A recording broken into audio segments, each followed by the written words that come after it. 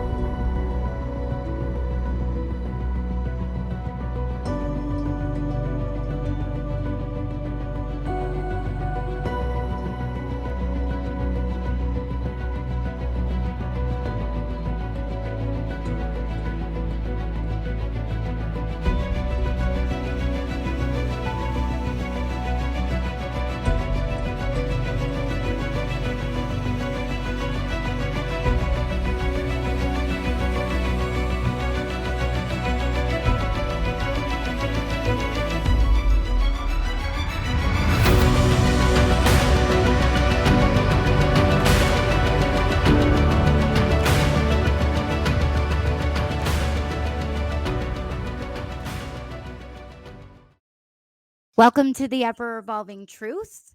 It is our Tuesday episode, and the ladies are back again. So 2 Tuesdays in a row with no boys. This is fun. I'm Leah Kasari, and with me I have Abby Sterner and Courtney Kobe. Amanda Wagonseller is producing for us in the back. How are we, ladies? We're good. Good. Yeah, we're good. We have a lot of big stuff to talk about tonight. Oh, yeah. We do. So Abby brought this idea to the table. You've been talking about this for a while. This has been something that's important to you. You really want to have this discussion, and I love that you brought it to us. So I'm going to let you explain what we're going to talk about in this, I guess it's a trinity in a way, on rape culture. Yeah, so this is an idea that I've been toying with for a while.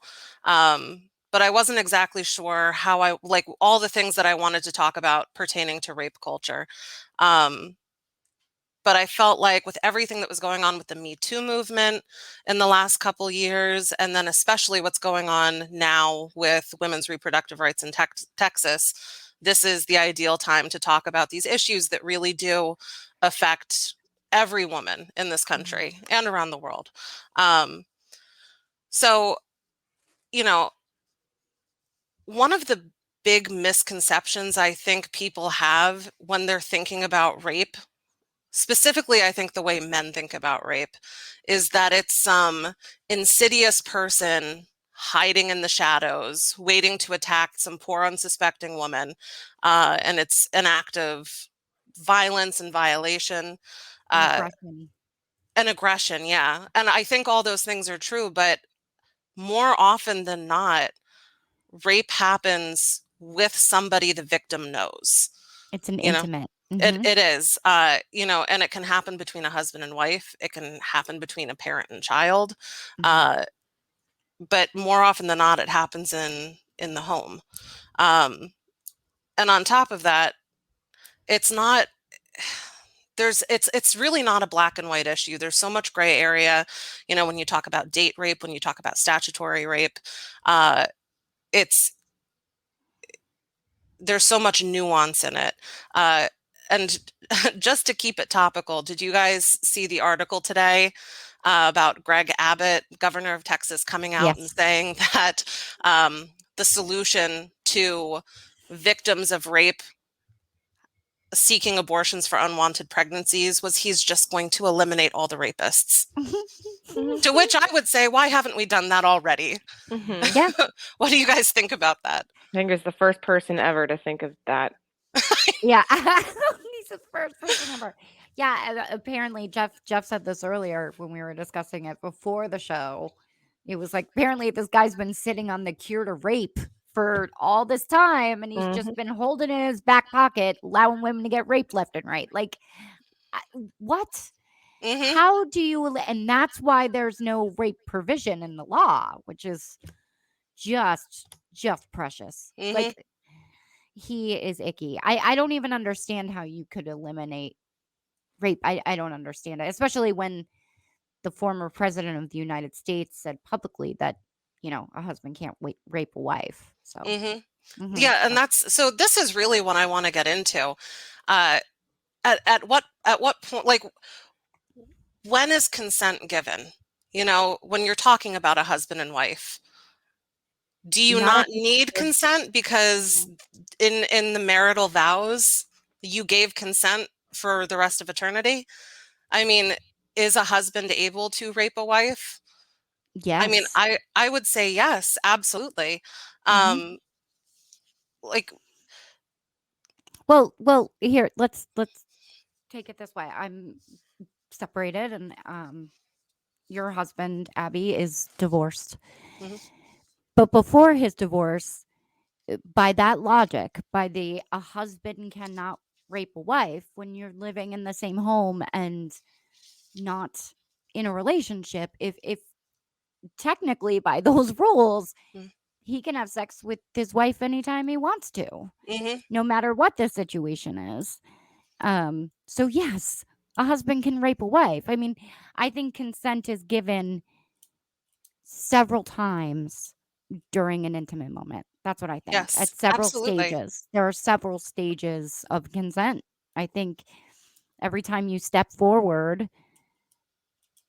there is a form of consent there. And at any point, that consent can be taken away. Mhm. Well, so let's all agree that in intimate relationships, when consent has been given in the past, a rape can still occur. Yeah. Just Mhm. because you've given consent before does not mean that you are up for every sexual interaction that might happen in the future. Mhm. So let's assume that a rape has happened. How do you build a case against that?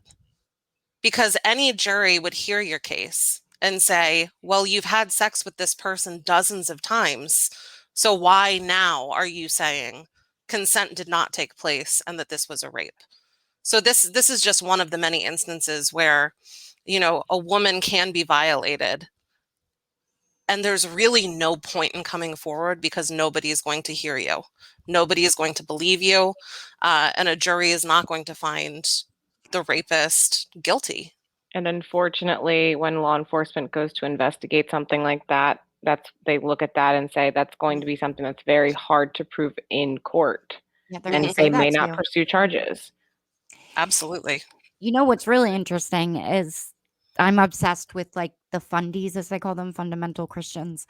And part of their doctrine for the quiverful movement What is that, is Leah? I haven't heard of that. so the quiverful is a form of evangelical Christians, but they believe in multitudes of children, that your only job is to reproduce. It's a patriarchal thing.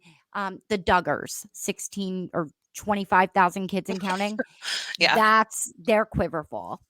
And part of their doctrine, and the girls are taught at a very young age to be quote unquote joyfully available for their husbands at all times, hmm right?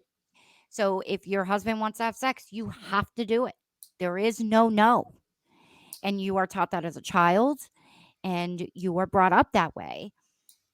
I would imagine there are thousands of women who have had moments where they did not want to and did it anyway. hmm And in my opinion, the husband, like, men know, like, if a woman's not into it or whatever, like, is that, like, that's a question. Is that a form of sexual assault? I mean, If somebody is feels it afterwards, even let's say she's like, okay, joyfully available, joyfully available. And 5 years down the road, she's like, you know what?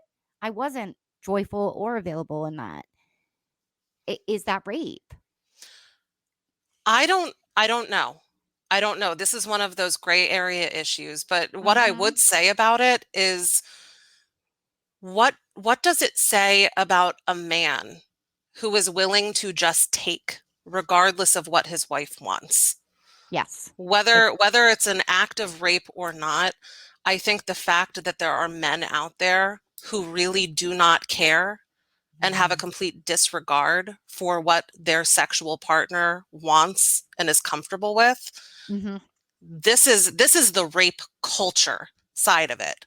Maybe it is not actually rape, but there are ways in which people behave in this country that crosses over into this muddy area where the way that men and women are engaging in sexual activity can be very damaging to the woman.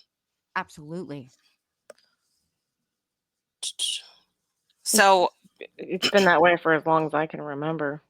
Yeah. Well, and I mean, in just about every relationship I've been in. Yeah, I mean, how really. we all experienced being bullied into sex? Oh, absolutely. I know I have. I have been made to feel uncomfortable and that I owed something. Yes. You know, well, I expected this, and it's like, oh, well, what I must have done something to make you think that you were expecting this, and now I feel obligated. Or I already started. Yeah. I mean, you're already here. It's already too far. I can't say no now. Absolutely. It can also be used as a form of violence. Yeah. Yes. Absolutely can. In the sense of forcing and controlling another person. By essentially making them feel, by that to me, like basically trying to figure out how I want to word this. That there is a form of domestic violence that includes like sexual exploitation, kind of like there's a word that I'm looking for. I think exploitation's a really good word. Almost do you and this isn't the only example, but do you mean kind of like the whole like if a boyfriend is pimping out his girlfriend, but she doesn't realize that that's what he's doing, but he's controlling her in that manner? Is that what you mean? Like that kind of thing? No, using it as a form of control over your partner. Right. In a different way. Not in a way of like pimping your girlfriend out, but in a way of like other aspects of your relationship. If you do not give your partner sex, your partner is going to withhold other things from you. Oh, yes, absolutely. Yeah. Yeah, and Amanda. Go ahead. Yeah, Amanda just brought up another point. You know, if you're especially in a situation where your partner is the breadwinner and you rely on them for financial security, but you know, whatever your roles are, you take care of the house, you take care of the kids, they can lord that over you and say like, I'm in control of the money and the finances. I take care of you. You owe me this. You know, one of the other things I wanted to talk about, going back to the idea of, so like 80% of the time, victims know their rapist.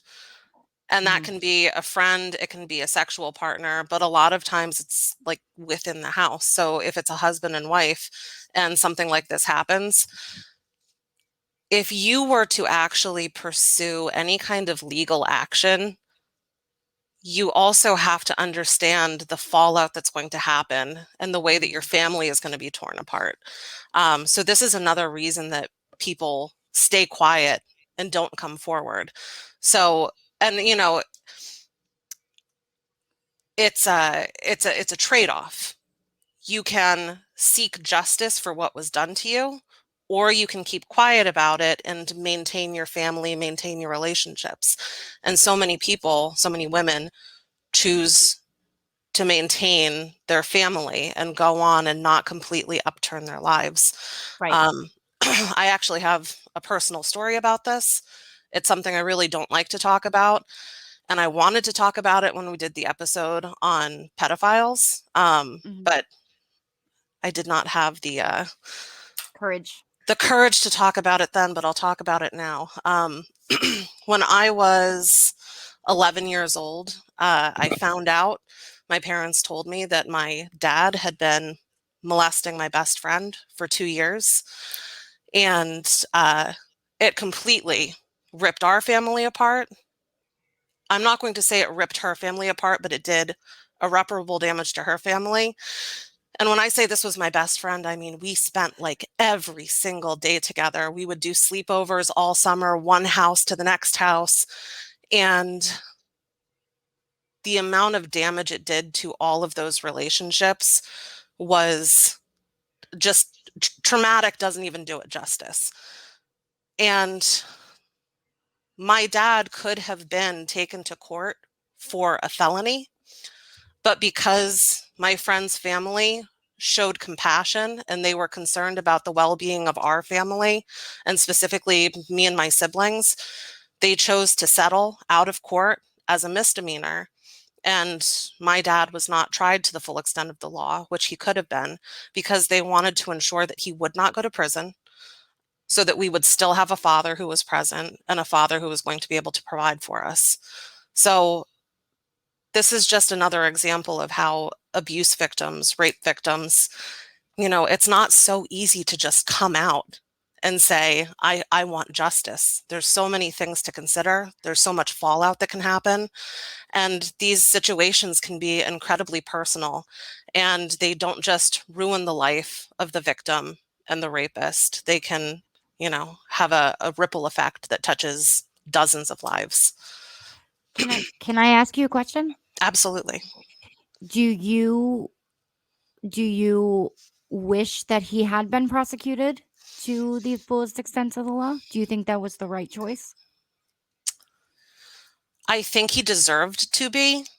Mm-hmm. But I have to say, I mean, for the first half of my adolescence, I grew up in what was a very traditional nuclear family. I had a married mother and father. They had 3 children. We had a nice house in the suburbs with a dog. Everything was just very picturesque. And after my parents split up, got divorced, my dad had a lot of trouble even being able to get a job because of his criminal background. We went from having a 6-figure household to being worried about money all the time. And that was even with my dad not being in jail. So I'm forever grateful to my friend's family for the way they handled that situation. As a parent, I don't know that I could have. Yeah. I don't know that I could have done that. So do you ever no, go ahead. Do you ever wonder, or have you ever wondered if there were other victims? I know there were. We found out, I don't want to make this show all about me. No, I'm fascinated. But my mom found out after the fact that the reason my dad got divorced from his first wife is because now this will go into the statutory rape conversation. Okay. But when he was much younger, he was married before he got married to my mom. And when he was in his 20s and married to his first wife, he was having an affair with a 15-year-old girl. So that was the first instance of that. But then there were others that he never faced any kind of legal repercussions for. But it came out when he was, the court had mandated that he go to therapy, for his, pedophilia. Yeah. Just call it what it is. Yeah. So, that's another great point. I mean, as hard as it is to come forward and say, this happened to me, I am a victim. When you don't come out and say anything, you're leaving the door open for the person to continue the behavior. And they're more likely than not will be other victims. Yeah, they'll hurt more people. Yeah. Were you floored by this? I mean, and your friendship, I assume, was never the same. It was Or never you weren't this. even- We are still incredibly close friends, but Really? yes, to this day, I'm still incredibly close with her and her family. But I do have to say, it was never the same after that. I had feelings of guilt, even though Mhm. I know That's in what my I would've- logical brain, I know that that's not what should happen. That's not how I should feel. No, of course Um, not. But but that's it exactly. happened. Yeah. Yeah, I mean, it happened in my house. It would happen when we were doing sleepovers at my house. And the fact that I was completely unaware of it, Wow. I had huge feelings of guilt. And I think it just always left this tension between us, not on her end, on my end, just The guilt. Yeah. just the guilt. Yeah. Wow. Yeah. So Thank you for sharing that with us, Yeah. Abby. Yeah. you're welcome. It's Okay. it's never easy to talk about, but But it takes a lot of bravery to share something that personal. And to admit that you're a victim too, to be able to say that out loud, because I think that's there's a film we're going to watch or discuss in the next episode, but there's a part in the film where she says, "Don't call me a victim. I'm not a victim," and she gets really angry. mhm. And it took me years to admit, Same. even use the word rape too. Like Mhm. and I think that people need to stop. Like victim has become a bad word somehow, and I think you feel like you're being Weak. weak, Mhm. or I'm not a victim. It's and it Mhm. also gives you, at least in my case, the type of feeling of, I'm not a victim. I wanted to do this. I wanted it. This is what I wanted to happen. It makes you feel like you had control over the situation, even when Exactly. you didn't. But if you admit that you're a victim in the situation, yeah, there's so many negative connotations around it that there shouldn't be. You shouldn't feel like you're weak. You shouldn't feel like you were vulnerable or irresponsible, putting yourself in a bad situation. And it also, just admitting that you were a victim of something does not mean it needs to define you. It doesn't have to be the thing that defines you. I do not feel like this experience defined me, but it absolutely had a huge impact on who I am today. And only within the last few years have I been willing to say that out loud and accept that as reality. And I think there are so many victims of rape and abuse who feel the same way. And it's one of the many reasons people stay quiet about it. You don't want to be perceived as the victim. You don't want to cause trouble. I've heard so many women say things like this. That's a big one. Yeah. I had a hard time calling myself a victim, and throughout therapy, my therapist actually taught me to start referring to myself as survivor. Yeah, they do tell you that. Yeah, because not only are you admitting to the fact that at some point you were the victim, but you overcame that and you took the power back. Yeah, absolutely. And that's the way we need to teach girls to think about this. 100%. Well, on that note, should we take a little break before we come back and start talking about some specific cases and get into the Me Too movement? Yes. Let's take a quick break. All right. You might have noticed a change in your neighborhood lately. Yep, Sprint stores are now T-Mobile stores. Now that Sprint is T-Mobile, you get more coverage, value, and benefits than ever before. We've invested billions to bring our 5G from big cities to small towns across America. And great coverage is just the start. From high-speed mobile hotspot data to weekly deals and giveaways, our customers get tons of great benefits. Head to your new T-Mobile store to learn more. Qualifying service and capable device required. Coverage not available in some areas. Some uses may require certain plan or features. See T-Mobile.com. VaxStats. It's time for VaxStats. If you're young and healthy, you are more likely to crash your car than have a serious side effect of the COVID-19 vaccine. So get vaxxed, y'all. Visit vaccinate.virginia.gov. Life gets a lot more magical when you dream. So let's dream of a vacation unlike any other. A magical Disney cruise. Hiya, pal! Where new stories meet tales as old as time. Enchanté, mon ami! And your family will be cared for the moment you step aboard. Sail from Florida to Disney's private island paradise and get ready for a dream come true with Disney Cruise Line. Welcome back to the Ever Evolving Truth. We are here talking women about rape culture. That's what we're talking about today. And Abby is going to tell us what this next segment is going to be. The last one, before we go any further, I just want to say thank you again, Abby, for sharing what you shared. And to your friend and her family, bravo to you guys. You should be the pillars of lots of communities because you sound like great people. But anyway, thank you. You're welcome. So for this next segment, I really wanted to get into the Me Too movement. This has been a story, more than a story, a movement dominating the news in the last couple of years. And I think it was really eye-opening to just see this hashtag that was just Me Too all across social media. And it really opened people's eyes to the number of women affected by rape and abuse. I was shocked. I know. I don't want to go as far as to say it's every single woman, but the numbers are staggering.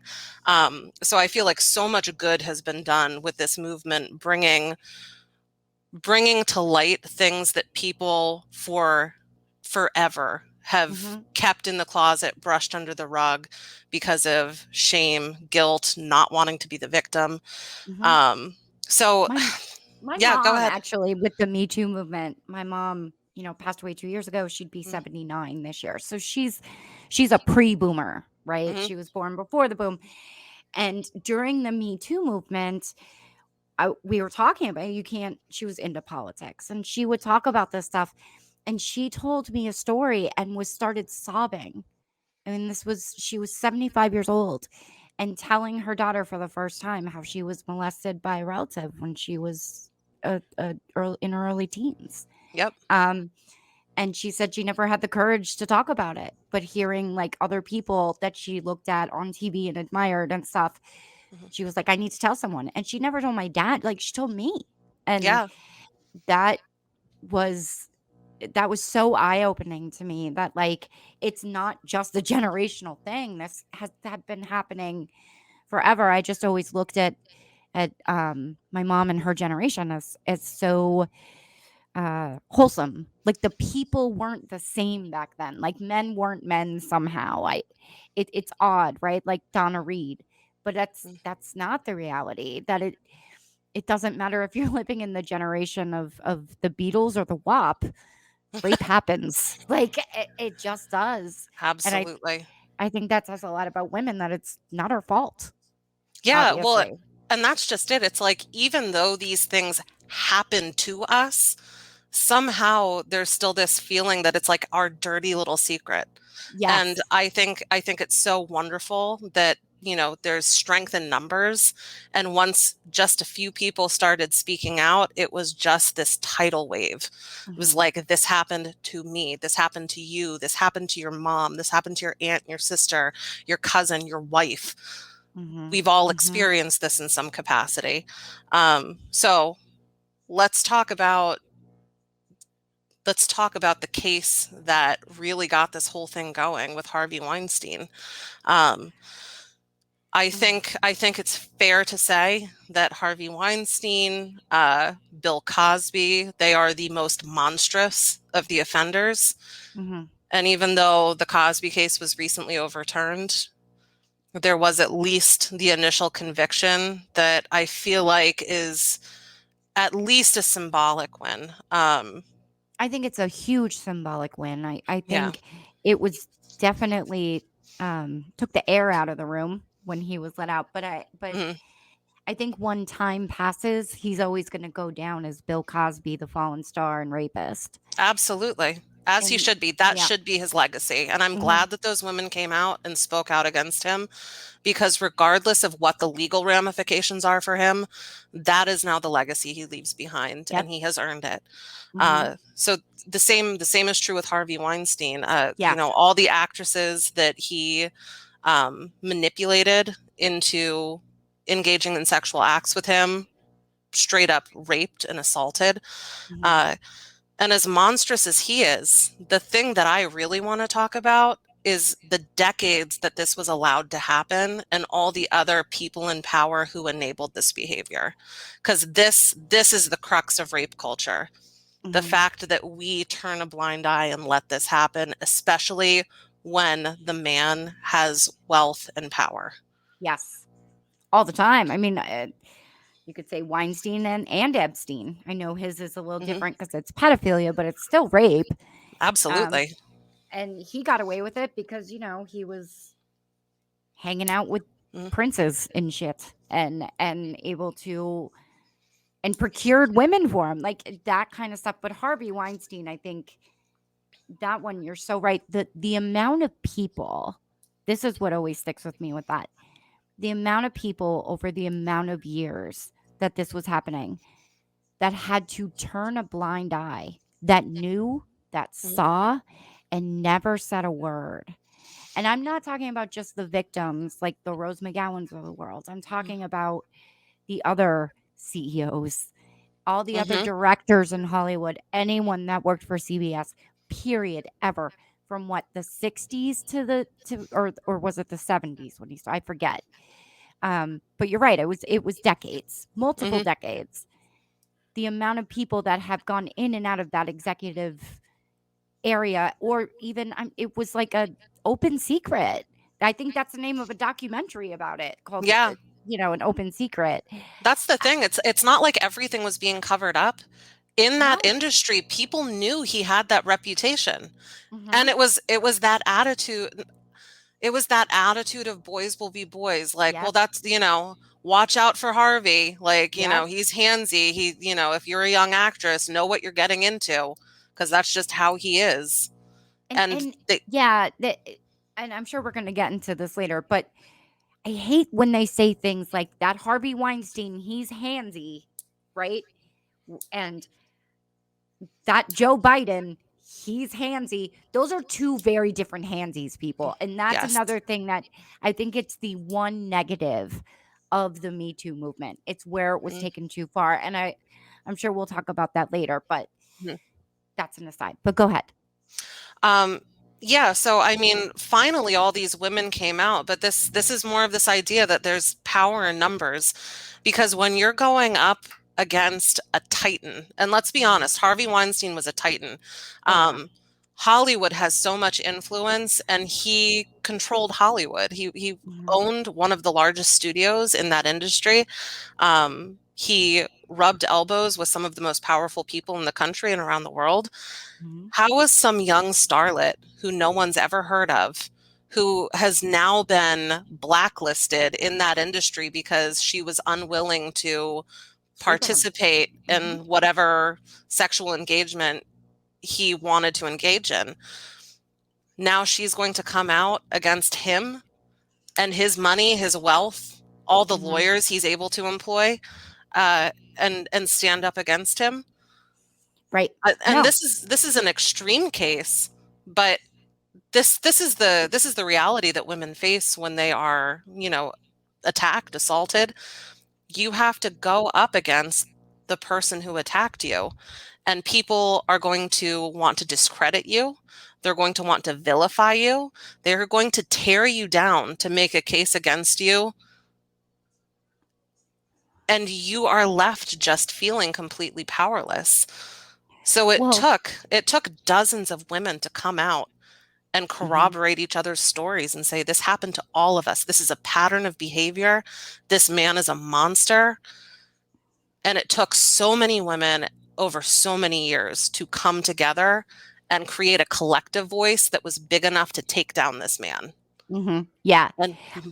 I still can't believe he was taken down. I don't know if I'm alone here, but I mean, you hit the nail on the head too, Abby. It's such a an industry where in such I think it's an ickier situation in the case of a Harvey Weinstein or Rupert Murdoch, or Bill Cosby.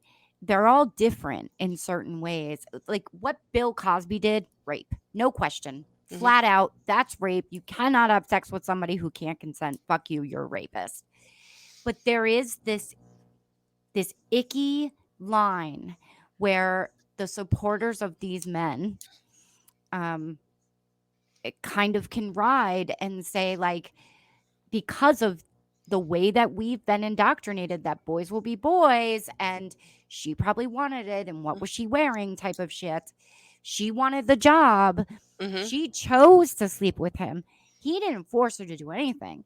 And I think in most cases, that's probably true. But he used his position of power and money and wealth to force this person to do what they did. And it comes again back to consent, I think, a lot. Like, even if, like, I love how the supporters of Weinstein, especially for a while, they will make fun of Rose McGowan so badly. Like, let's face it, she's not the most stable, pillar in the room. She's just not. But she's a victim, right? And she was loud and she was boisterous about it. And her and Alyssa Milano, were the catalyst for the Me Too movement. And I think that, like, they got beat up by these people because they can't see it as rape. Well, they got famous off of this. And there's a piece of that that's true. They're not saying that they were held down with a gun to their head and that they kind of did it willingly. Some of these women are like, yes, I chose. He didn't hold me down, but he basically blackmailed me. That's why this is such a cultural thing. I mean, think about the casting couch trope. I mean, it is an entire porn category. This is something that has been around forever. We make jokes about it on Teat, that Jeff has that casting couch. Like, it's gross that we made those jokes when you think about it, but we did. I think you can make jokes about anything. People need to lighten the fuck up. But this is true. But the casting couch thing is a real thing. And just because it is something that we have come to accept as a reality does not mean it's okay. And what it really is doing is coercing young, desperate women. And I say desperate as in, I'm trying to break into this industry that's almost impossible to get into. You're coercing them into doing sexual acts for you with the hope that they will have some success within the industry. Maybe you'll give them a film role. And you have the control and the power. Exactly. You are their God. I mean, well, and I'll go back to what I said before. What is with the mentality of some of these men, like your Harvey Weinstein characters, where you are okay with coercing a woman into a situation where she is clearly uncomfortable with what's going on, and even if she doesn't say no, and it can be construed as giving consent, there is a clear level of discomfort that you are creating. And you go ahead with it anyway. Where does that mentality come from? Are you getting off on it? Is it, they say a lot of times with rapists, there is as much of a turn on with the control aspect as with the actual act of sex. Well, I think it's scientifically proven that, like, rapists, the like, power. It's about power. It's not about the the sex, act it's of about sex. the power. It's about power. It's about Being brutal strong rape. enough, stronger than this other person to be able to inflict pain upon them. Yeah, you're Or exerting lord your over will on them. them. Yeah. Like, the one thing that you really control in your own life is your body, right? Like, that's the one thing somebody else cannot make you do physical things with. And being intimate, is something that you're supposed to give willingly. To be able to take that from someone, if somebody is a true sick fuck, that would be a turn on for them. And I think for Harvey Weinstein, it clearly was for him. But I also don't believe that he sees himself as a rapist. And I think that's a problem too. And so many Yeah. other people don't see it Yeah, that way. I completely agree with you. Oh, I just lost my train of thought. We'll come back to that, but I know one of the other big cases that I think both Leah and Courtney, you both want to talk about, is this Danny Masterson case. I don't know all the details on it, so if one of you guys wants to take the lead on that. Okay. I think, Court, you said that you tried to avoid it because you were heartbroken by it, right? I know. Yeah, I mean, I know some of it. I know it had to do with his involvement in the Church of Scientology, and the church tried to cover up what these women were accusing him of. I'm just not sure of I'm not sure of like the timeline of when this all happened and whatnot. It was date rape with all of them. None of them were strangers. They were all also members of the Church of Scientology. He was an up-and-coming star. He was brought up in Scientology. So, you know, he's a lifer. And when they get famous, if you don't know this about Scientology, they love their celebrities because celebrities love to give away their money. Dumb celebrities. So Danny Masterson was one of those dumb religious zealots with a lot of money. And because of that, the church, who has a ton of power, can cover for people like that. Danny, maybe he's not so dumb. Maybe he's not so dumb. That's true. Maybe he's not a religious zealot, actually. That would make him even sicker. Yes. Ick. Sorry. Anyway. Ick. So I believe the case is with 3 separate women. And the one case I think that is the most solid and the most recent is the girl had gone out with him.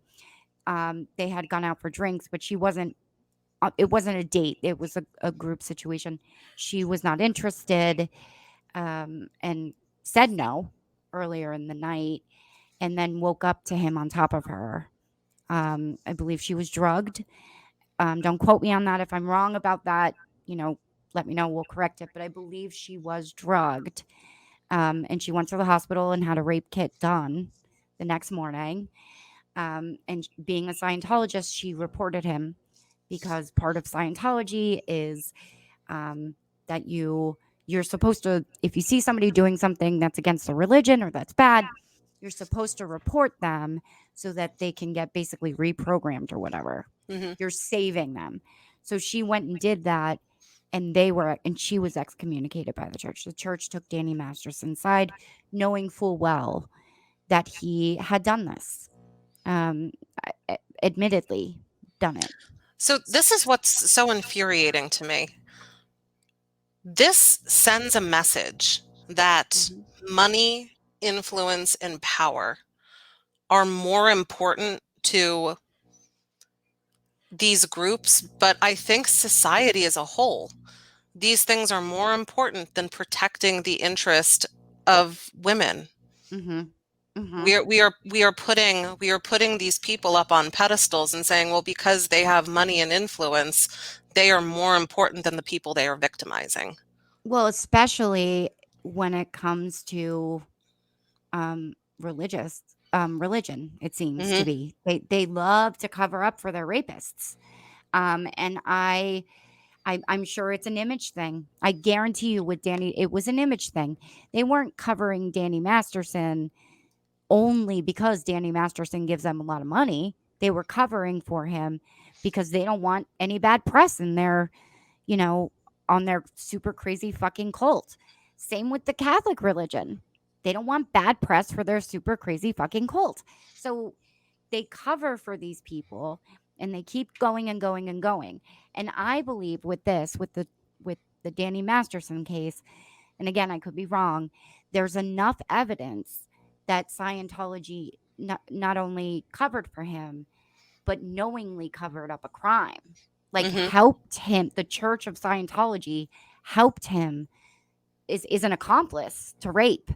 And I think that's a huge step in the right direction if they can be found guilty for that, because they did allowing it to happen is the Mhm. same exact thing as, or turning a blind eye to it and covering it is the same exact thing as doing it. Yeah.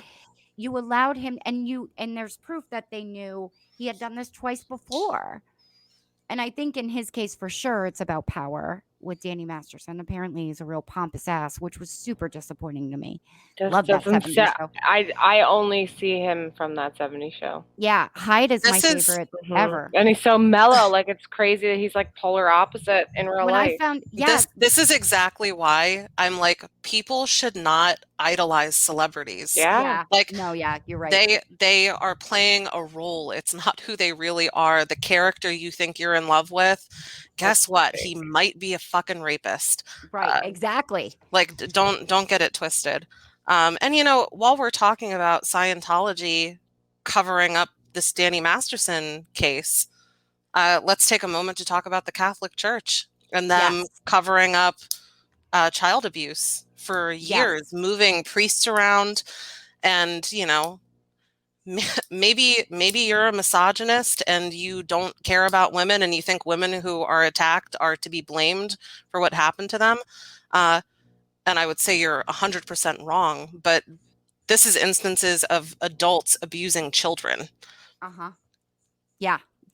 Do we care about the children? Are we protecting the children? Because, you know, with these abortion bans where we're speaking for the unborn, here we have religious institutions allowing their leaders to victimize, abuse, rape, molest children, and are essentially condoning the behavior because they are covering it up and moving priests from parish to parish so that, you know, their crimes don't follow them.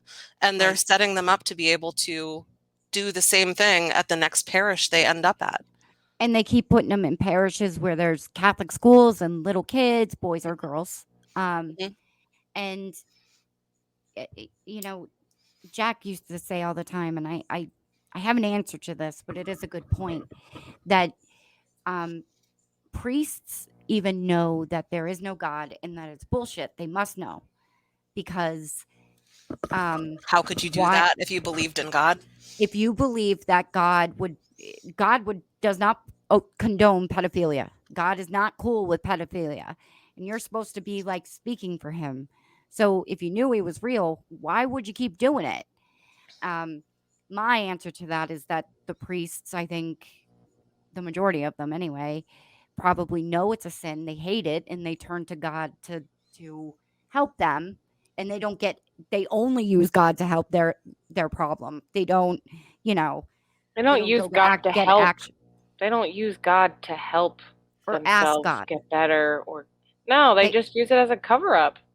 Well, yeah, that's like what I think too. It's the perfect way to, you know, victimize young children. Oh yeah, in a church. And I think there's a lot of you think it's going to be the safest place on earth. Mm-hmm. Right, exactly. And you know what? For decades, it was the safest place on earth until the last real decade. I mean, nobody talked about that kind of shit before. You never heard about that.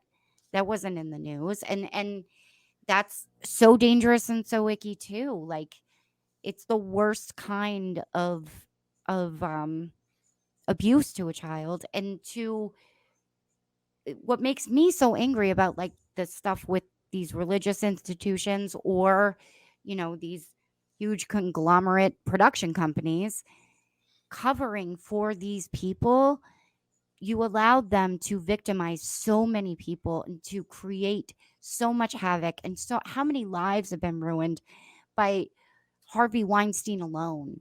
Mm-hmm. Because like you said, it's not just the victim. Yeah, it's a ripple effect. Yes. If each person, you know, I think Jordan Henning, who's been on the show before, actually did a breakdown of this once, saying, I forget what it was, but like, I think it was every victim. There's at least, I think he said there were at least like 12 people who would be affected by it. Right, by one crime. Yes. So that's thousands upon just by Harvey Weinstein. So let's even go a level deeper. Beyond just, if we're talking about a priest abusing a child, mm-hmm. the family is affected, possibly the parish is affected if it comes to light. Right. But even more than that, how many times does the victim become the abuser once they become an adult? Because it's this situation of feeling complete and utter powerlessness and having someone exert complete control over you. And the way that you correct that is when you are the adult, you want to feel like you have that control back. You're desperate for the control. And then you do the same behavior that was done unto you. Right. So now we're creating this cycle of abuse, victim. And it goes on for generations and generations. Yeah, it's absolutely true. And although you can go back and listen to our episode on pedophilia, I did not agree with Jeff or Greg's stance at all. And I think pretty yours to heated. an extent. Yeah, I think that got really heated. I was with you and Mounts on that one. Yeah, that was that's like right, one you of the were. few times that Greg and I disagreed on something. It was that's right. You were on our side. But it is true. You can't ignore that fact. And I really wonder, I'm going to look it up during the break. What is that number of known pedophiles? Let's do pedophiles just there. Okay. How many known or convicted, what percentage were molested as children themselves? I'll bet you that number is way over 50%. I'm sure it's staggering. I'm sure it is. I would bet money on it. Yeah. So they are victims too. We can't forget that, but that doesn't lessen their culpability. No, I mean, it's society's responsibility to stop the cycle. Exactly.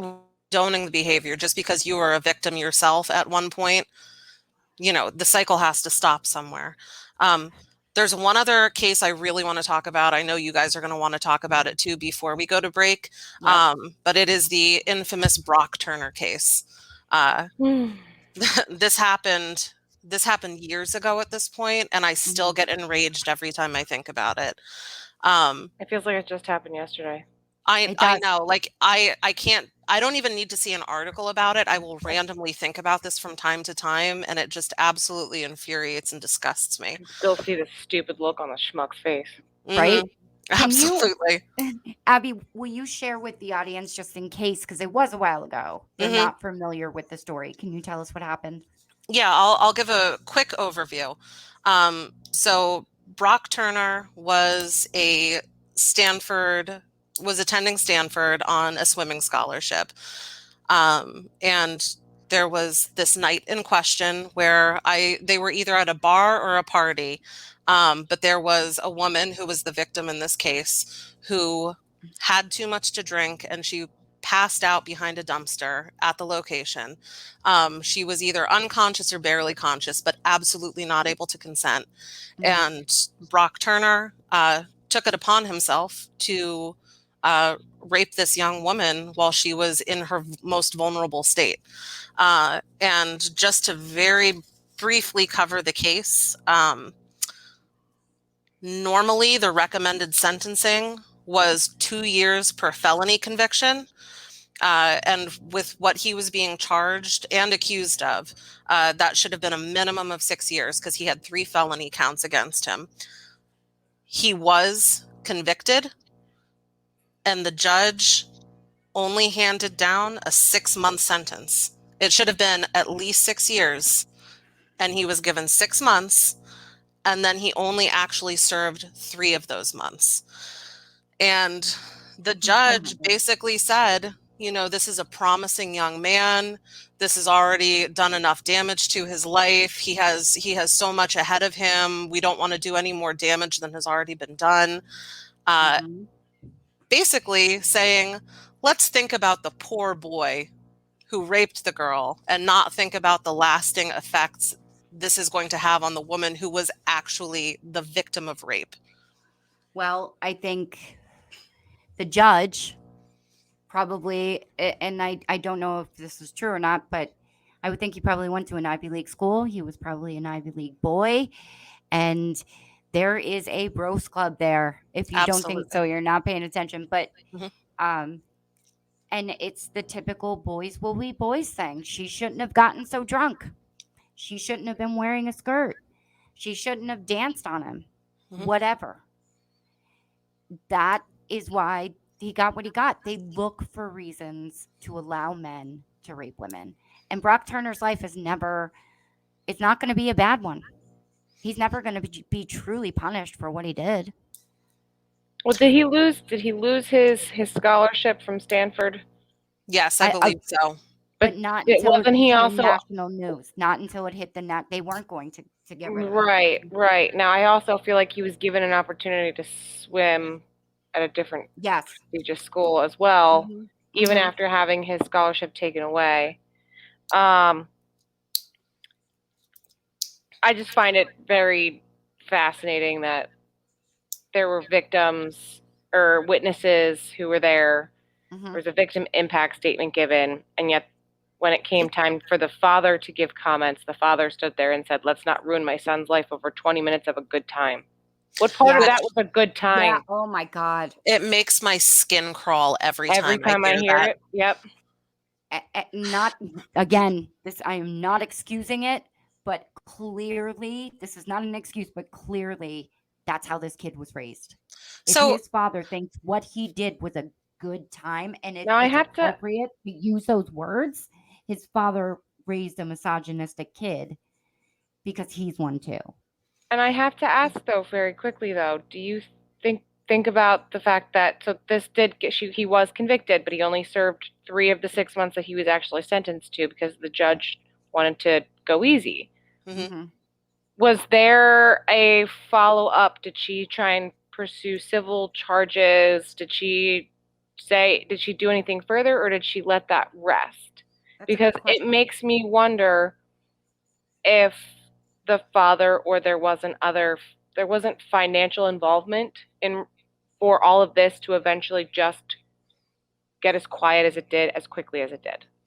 I'm not 100% sure, Courtney. I would need to look that up.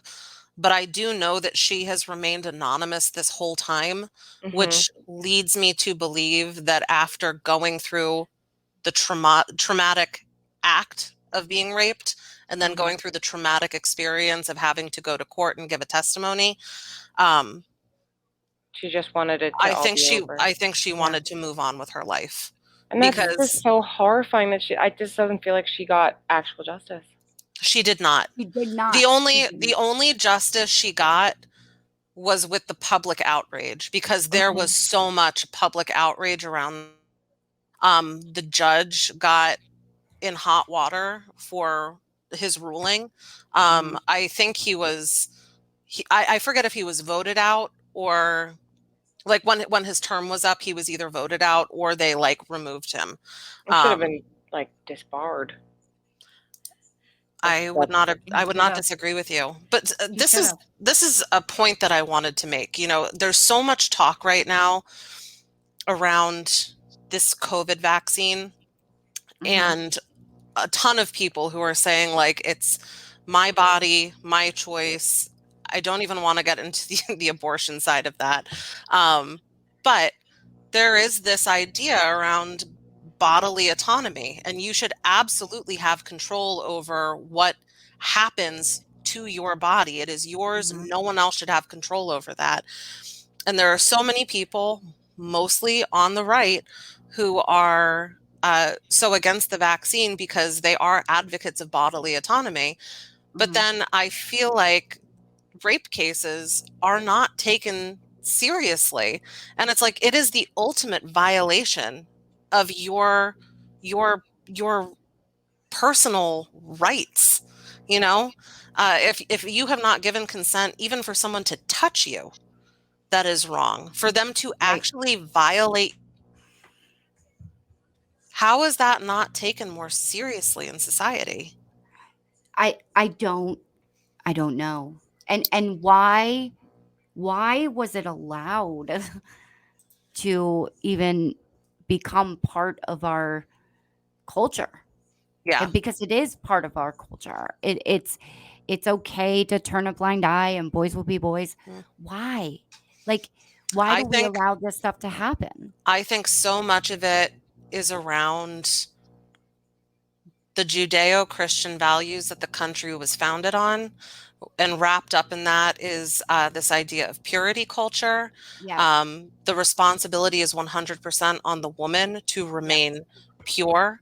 And anything that happens to her, you know, she should have been protecting herself. Her virginity is her biggest asset. You know, if she was engaging in risky behavior, it's her fault. And for some reason, so many people still have this mentality that, you know, well, if something happened, you did something to allow for it. Right. And at the end of the day, you know, you a rapist is going to rape.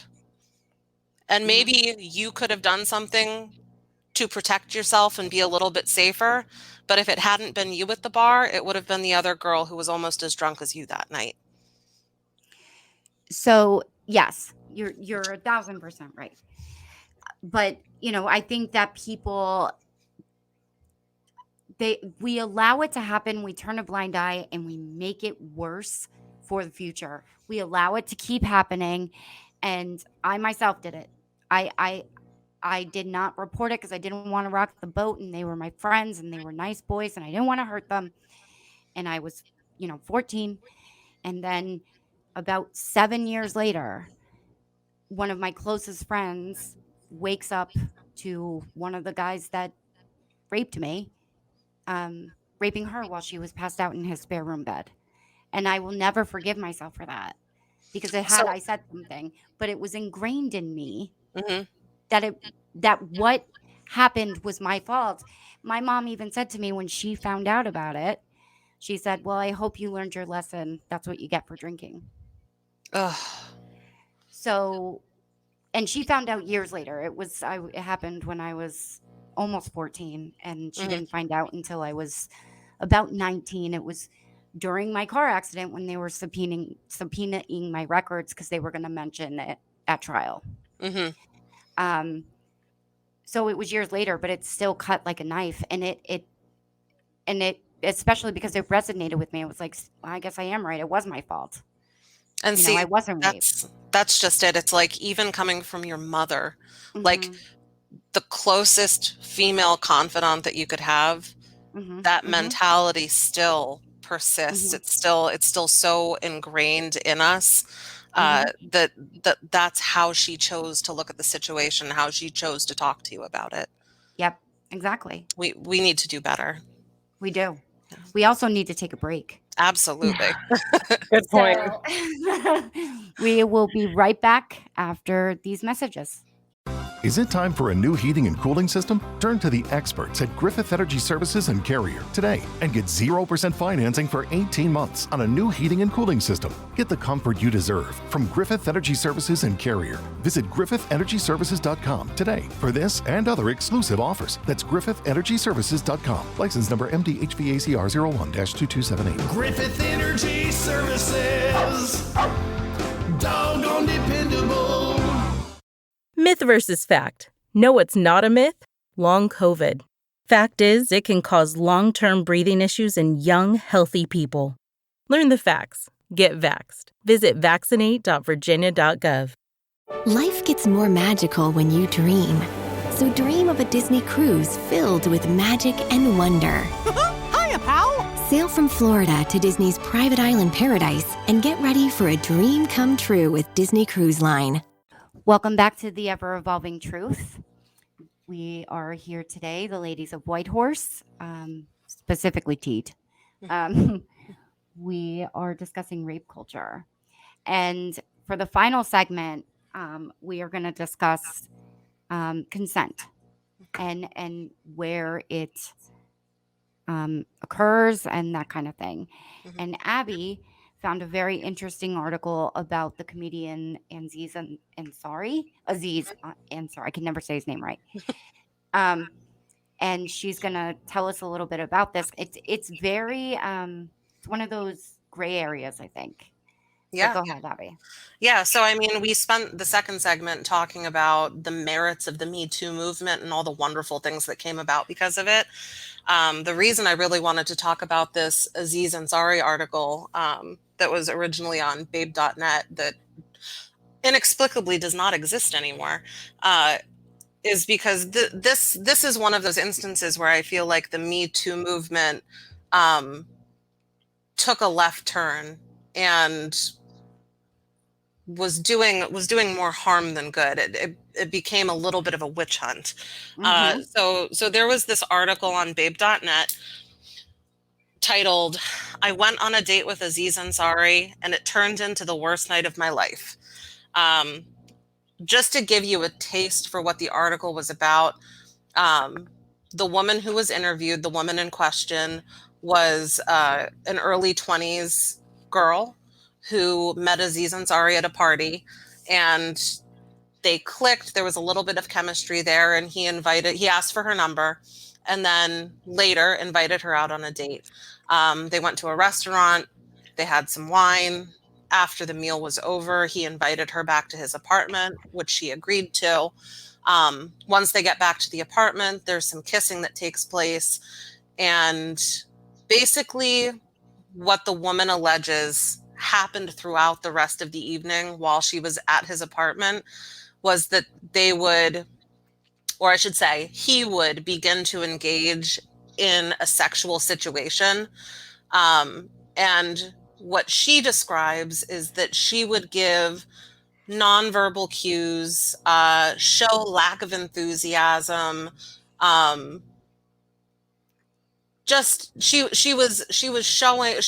thought she was showing him without actually saying one way or the other that she wasn't really interested in having sex with him.